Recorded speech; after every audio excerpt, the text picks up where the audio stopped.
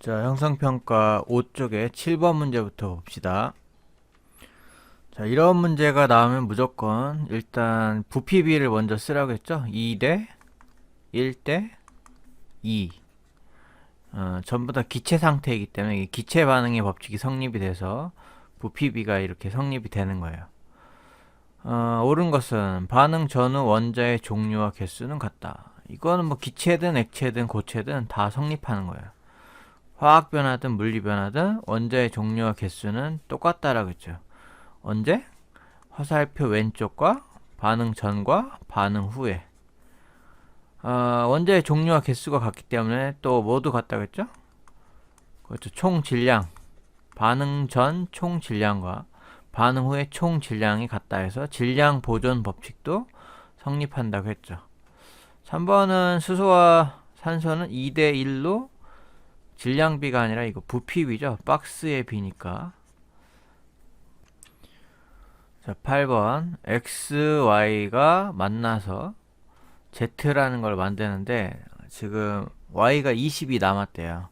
그럼 실제로 y가 반응하는 건 10만 반응하겠죠. 그럼 30대 10대 20.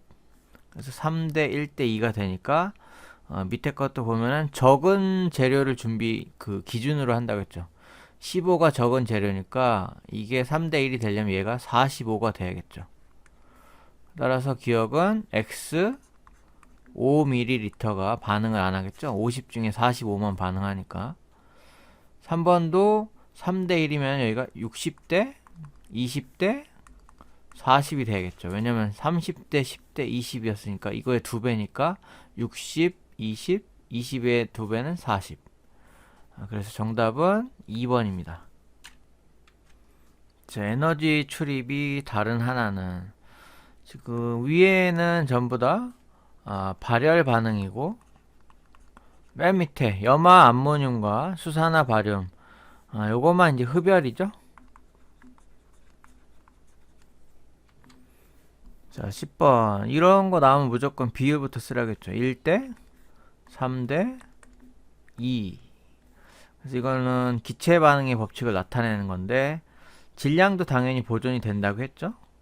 그 다음에 기체든 액체든 얘를 이루는 그 성분 원소의 비율이 일정하다 해서 일정 성분비 법칙. 이거는 새로운 화합물이 되는데 화합물을 이루는 원소의 질량비가 일정하다. 기억은 이거는 뭐 온도를 높일 때 부피 변화하기 때문에 이거랑은 상관이 없어요. 그래서 정답은 니은 디귿 리을 5번입니다. 자, 11번은 여러분 학습지에 색깔이 잘 구별이 안 될 거예요. 그래서 얘를 이렇게 까맣게 색칠해 주세요. 얘랑 얘를.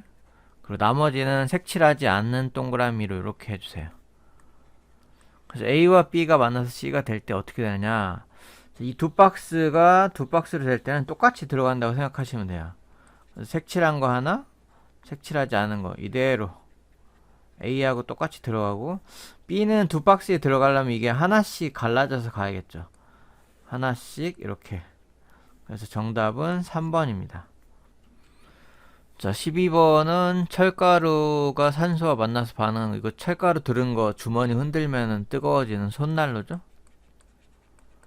발열 반응. 나는 염화 암모늄과 수산화 바륨은 아까 좀 전에 밑에서 했었죠. 이거는 흡열 반응. 옳은 거 두 개는 1번 반응이 일어날 때 에너지가 출입한다. 맞죠? 2번 에너지를 흡수하는 거는 나죠? 3번 에너지 방출하는 건 가. 4번 가에서 일어나는 에너지 출입을 이용하여 냉각 장치를 만들 수 있다. 냉각 장치는 나를 이용해야겠죠? 흡열이니까. 5번 나는 반응이 일어날 때 주위의 온도가 낮아진다. 맞죠? 온도를 흡수하니까 주변으로부터 온도를 빼앗아 오는 거니까 이 주변 입장에서는 차가워지겠죠. 열을 빼앗아 오니까 반응하는 애가. 자, 6쪽 봅시다. 자, 13번 질량의 크기를 비교한 것은 이렇게 밀폐되어 있으면 가하고 나는 질량이 똑같겠죠? 근데 다는 지금 염산하고 탄산칼슘이 반응하면 이때 이산화탄소 기체가 발생하면서 이렇게 바깥으로 이렇게 빠져나가서 가벼워져요. 그래서 정답은 3번인데, 자, 이렇게 가벼워지지만 사실은 이 기체 질량까지 따지면 이것도 역시 질량이 보존되는 건데, 저울로 쟀을 때 기체의 무게를 잴 순 없죠. 밀폐시키지 않는 한. 이렇게 뚜껑을 열었을 때는. 그래서 참고로 저울에 잴 때는 가벼워지는 것처럼 보이지만, 날아가는 기체의 질량까지 따졌을 때는 얘도 질량 보존 법칙은 성립한다. 이렇게 생각하시면 됩니다. 자, 14번 옳은 것을 모두 골라라. 기억, 반응 전후에 물질의 성질은 변한다. 그렇죠. 새로운 분자가 됐으니까 성질이 변하겠죠. 뉴 분자니까. 새로운 분자니까. 만들어진 게. 니은, 반응 전후 원자의 종류와 개수는 변하지 않는다. 이거는 물리 변화든 화학 변화든 무조건 원자의 종류와 개수는 변하지 않고, 그 다음에 총 질량도 변하지 않는다겠죠? 디귿, 기체가 발생하는 반응이므로 질량 보존 법칙 성립하지 않는다. 아니라고 했죠? 좀 전에 얘기한 것처럼 기체의 질량까지 따지면 모든 반응은 다 질량이 보존된다고 했죠. 그래서 성립하지 않는다. 이거 잘못된 거죠. 그래서 기억과 니은 3번이 답이고요. 참고로 얘네들 보면 지금 일정 성분비 법칙도 이제 성립이 되는데, 수소는 보통 원자량이 1이라고 보시면 되고, 산소는 원자량이 16이라고 보시면 돼요.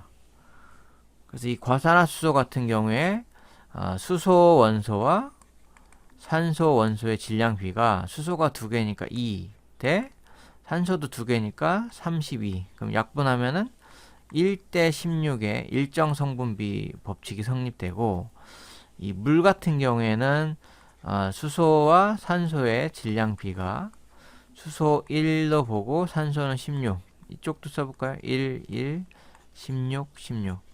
그래서 화합물 하나만 봤을 때 그 안에 일정 성분비 법칙을 이렇게 하면은 계산하기가 간단해요. 2개더라도 약분하면 얘 다 1대 16이 되거든요. 그래서 이 물 같은 경우에는 수소가 2개니까 2고 산소가 하나니까 16.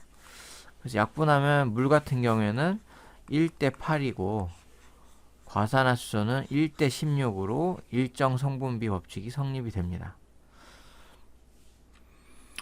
자, 요 15번은 뭐 몰라도 됩니다. 밀폐되지 않은 곳에서 질량이 변하지 않는 것은, 얘네 4개는 전부 다 기체가 발생하거나 또는 기체가 달라붙어서 무거워지거나 뭐 그런 연관성이 있는데, 5번만 기체가 발생하지 않는, 기체랑 상관없는 액체끼리의 반응이기 때문에, 액체하고 앙금, 고체만 반응하기 때문에 질량이 변하지 않는데, 이거 저울로 쟀을 때 그렇다는 거지, 사실은 1, 2, 3, 4, 5번 전부 다 질량 보존 법칙은 다 성립이 돼요. 어쨌거나 이거는 조금 어려운 문제이기 때문에 그냥 넘어가시면 됩니다. 시험엔 안 나와요. 자, 16번 구리의 질량을 증가시켜도 변하지 않는 것은, 정답은 이제 반응하는 구리 대 산소의 질량비가 일정하다는 거죠. 이것을 뭐라고 했죠? 그렇죠. 일정 성분비 법칙. 그래서 얘가 몇 그램이든 이 가로축과 세로축의 비율이 약분하면 다 똑같다. 자, 17번 옳은 것을 골라라. 기억, 마그네슘 6과 산소 5를 반응시키면 산소 1이 남는다. 자, 마그네슘과 산소가 지금 3대2죠. 3대2니까 요거 2배로 해주면 6대4로 반응하니까 산소를 5g을 준비했더라도 4만 반응하니까 나머지 1은 남겠네요. 기억은 맞아요. 니은, 구리 16과 산소 6을 반응시키면 산화구리 20이 생성이 된다. 자, 산화구리하고 구리하고 산소가 이제 4대 1인데, 산화구리는 이제 4와 1이 만나니까 5가 되겠죠? 그래서 얘는 4대 1대 5인데, 4대 1이면은 지금 얘가 16을 준비하면은 얘는 4만 반응하겠네요, 산소는. 그래서 16과 4가 더해지면은 20g의 산화구리가 만들어지겠네요. 그래서 이 비율이 일정하다는 거예요. 4대 1대 5가 증가하더라도 16대 4대 20으로 약분하면 얘도 4대 1대 5가 된다. 이게 바로 일정 성분비 법칙이고, 이거 맞죠? 디귿, 물 18g을 얻기 위해서 수소는 4, 산소는 14가 필요하다. 자, 지금 물은 보면은 수소와 산소가 1대 8, 그리고 물은 9가 되겠죠. 그래서 1대 8대 9인데 물이 18g이 만들어지려면은 이 비율대로 하면 이게 지금 여기서 여기로 2배가 됐으니까 얘네도 2배가 준비돼야겠죠, 재료가. 그래서 2대 16대 8. 그래야지 2 더하기 16이 18이니까. 그래서 이거 잘못된 거예요. 수소는 2g이 필요하고 산소는 16g이 필요한 거니까. 그래서 정답은 3번. 3번이 정답입니다. 자, 다음 7쪽 가봅시다.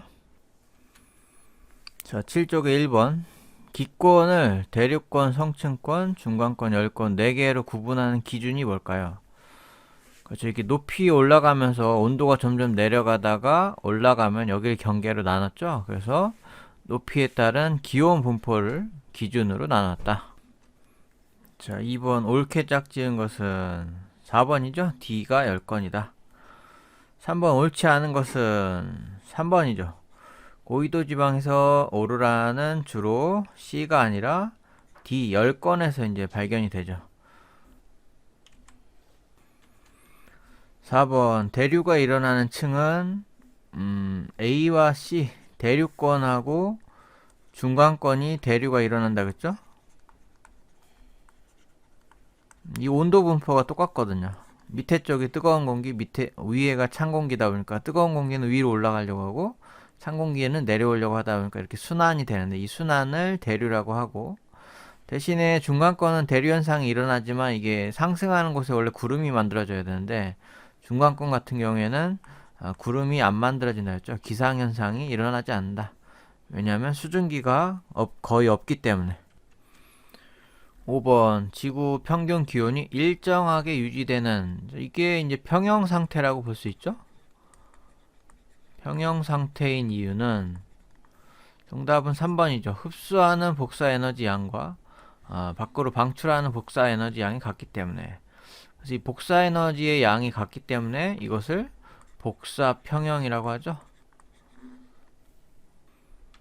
6번 A와 B는 몇 %냐? 자, 태양 복사 에너지 100이 오는데 그 중에 30이 튕겨져 나왔으니까 몇이 흡수될까요? 그렇죠. 나머지 70을 흡수하겠죠. 그리고 얘가 언젠가는 이제 우주로 나가기 때문에 방출하는 것도 70이 돼서 얘랑 얘가 같으니까 들어오는 양과 나가는 양이 같으니까 이제 어느 시간이 지나면 이제 온도가 일정하게 평형 상태가 된다는 거죠. 정답은 4번 70, 70. 7번 온실효과와 지구 온난화에 대해서 설명한 것을 옳은 것은. 자, 온실효과는 우리 지구 대기가 비닐하우스 역할을 해서 되기 때문에 온도가 높은 상태에서 평형 상태가 된다. 그래서 지구에 대기권이 없다면 지금보다 지구 평균 온도가 훨씬 추웠을 것이다. 지구 온난화는 뭐냐? 지구 온난화는 온실효과가 점점 증가해서 지구가 점점 따뜻하게 되는 거. 될 화자죠, 한자로. 그래서 지구 평균 온도가 점점 올라가는 현상. 그 이유가 뭐였어요? 그렇죠. 온실 기체가 점점 많아지기 때문에 그런 거죠. 자, 1번 지구의 대기는 지표에서 방출하는 복사 에너지를 흡수하지 않고, 이거 잘못된 거죠. 2번 온실 기체에는 수증기, 이산화탄소, 그리고 하나 더 메테인도 있었죠. 2번이 맞네요. 자, 3번, 4번, 5번 뭐가 틀렸을까요? 3번 온실 효과로 평균 기온이 계속 상승한다. 온실 효과는 평균 기온이 높은 상태를 유지하는 거지, 계속 상승하게 되는 것은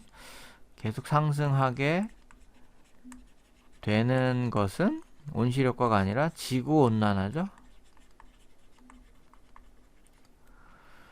4번 대기 중에 온실 기체가 감소하면 지구 온난화가 안 일어나겠죠. 일어난다가 아니라. 5번 지구 온난화로 빙하가 녹으면 당연히 빙하가 녹으면 물이 많아지니까 해수면이 높아지겠죠. 자, 마지막 페이지 8쪽 봅시다. 8번 옳은 것을 골라라. 기억 A일 때는 에너지 흡수량이 방출량보다 흡수되는 열이 더 많으니까 온도가 이제 계속 올라가는 거죠. A에서. 그래서 맞는 거예요. 니은은 흡수량과 방출량이 같아서 온도가 일정해지는 거죠. 맞고요. 디귿 A일 때 복사평형이 아니라 B일 때 복사평형이 일어나는 거죠. 그래서 정답은 3번. 9번 옳지 않은 것은 3번이죠. 흡수하는 에너지보다 방출하는 에너지가 많으면 온도는 빼앗기는 게 많으면 온도가 낮아지겠죠? 자, 10번 옳은 것을 골라라. 10번 그래프는 뭐냐? 이산화탄소라는 온실기체가 많아지니까 지구 온도도 점점 이렇게 올라가는 지구 온난화에 대한 내용이죠. 오른쪽 위에 뭐가 맞은지 한번 봅시다. 자, 옳은 것만 골라볼까요? 기억. 최근에는 지구 온난화 현상이 일어난다. 맞죠? 니은. 이산화탄소 농도가 증가하면 평균 기온이 높아진다. 맞고요. 디귿. 이 기간 동안 극지방의 빙하 면적이 증가한 게 아니라 따뜻해지니까 빙하가 녹아서 면적이 감소하겠죠? 그래서 정답은 3번. 자, 8번은 이게 뽁뽁이 같은 걸로 공기를 계속 집어넣는 거죠. 뽁뽁뽁 집어넣다가 갑자기 뚜껑을 여니까 뻥 하면서 안에 있는 기체가 이렇게 부피가 팽창하면 분자와 분자 사이 거리가 멀어져서 온도가 내려가겠죠. 온도가 내려가니까 이제 이슬점에 이르면은 이제 수증기가 응결해서 흐려지겠죠. 구름이 이게 흐려진다가 구름을 뜻해요. 구름이 만들어진다. 정답은 4번. 자, 오늘의 마지막 문제 9번. 자, 가는 빙정설이라고 써볼까요? 빙정설이고 나는 병합설. 빙정은 누가 빙정이에요? 이 중에서. 그렇죠. 얼음알갱이가 한자로 빙정이라고 한다고 했죠? 자, 옳지 않은 것은 5번이네요. 나에서는 물방울들이 서로 충돌하여 커져도 큰 물방울이 되지 얼음이 되는 게 아니에요. 큰 물방울이 돼서 중력 때문에 얘가 무거워지면 이제 떨어지겠죠. 그래서 그것을 우리는 따뜻한 비다라고 얘기한 적 있죠. 그리고 빙정설에서 이제 얼음이 녹아서 내리는 물은 이제 찬 비다라고 얘기했었죠. 네, 이상으로 마치겠습니다. 감사합니다.